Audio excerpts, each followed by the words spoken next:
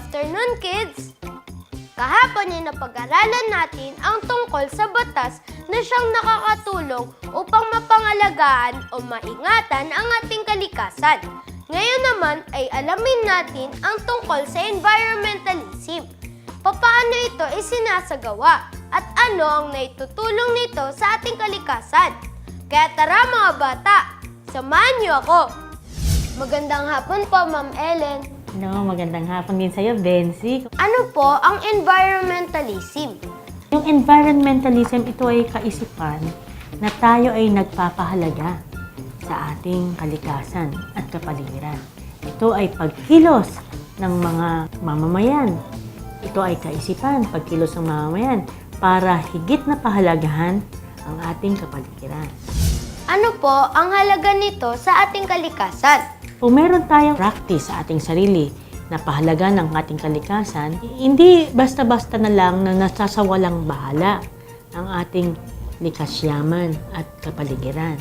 Ibig sabihin nito, pinahahalagahan natin na ang mga bagay na tubig, mahalaga kaya hindi natin dapat sayangin. Ang tubig ay mahalaga, hindi natin dapat basta tapunan ng basura. Ang tubig may mahalaga, pinanggagalingan natin ito ng pinag-iinuman natin. Ay hindi natin basta dapat pinopollute. Pinapahalagahan din natin ang ating hangin. Ito hindi basta lang tayo bumubuga ng usok sa ating mga sasakyan o nagsisigarilyo mga ilang kabataan. Dahil may environmentalism attitude tayo, pinapahalagahan natin to. Hindi natin basta-basta inaabuso. At dahil gusto nating ma-purify ang hangin, tumutulong din tayo sa pagpapahalaga ng mga halaman na siyang sumisip-sip ng mga polusyon sa hangin. Kaya ito, ang environmentalism, kung tayo ay nagiging bahagi ng attitude natin, bahagi ng ugali, ito ay ang pagpapahalaga sa ating kapaligiran at likas yaman. Paano po kami makakatulong pagdating dito?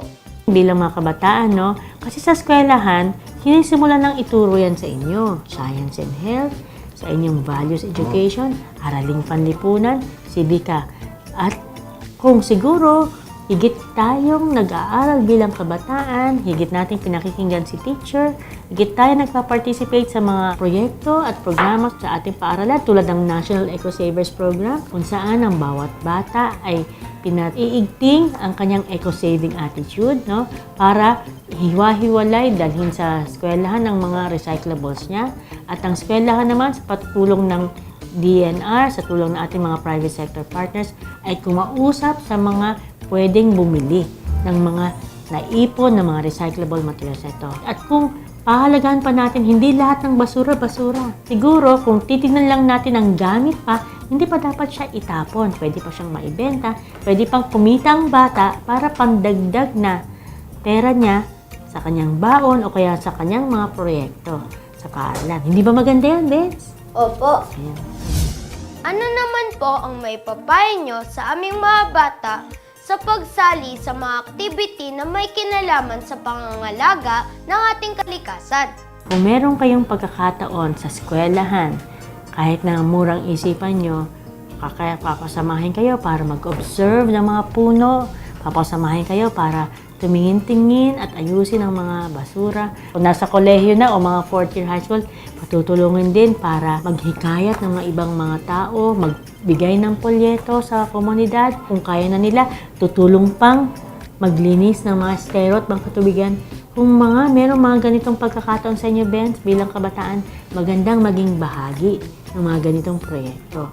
Kung pagtingin natin sa kanila, parang tulad natin at tayong maggagalangan sa bawat isa, doon magkakaroon tayo ng payapa, magandang kapaligiran at kinabukasan para sa bawat isa. Ang environmentalism pala ay nakakatulong para maging aware tayo at makatulong din ang mga mamamayan pagdating sa pangangalaga ng ating kalikasan.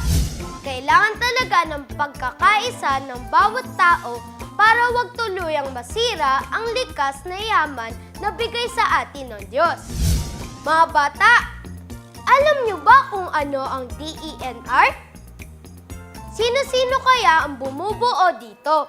Ano kaya ang ginagawa nila para sa ating kalikasan? Yan ang ating alamin bukas kung naloobin ng Diyos. Samahan niyo ulit kami sa susunod. Hanggang sa muli, dito lang sa Ben si Bibo.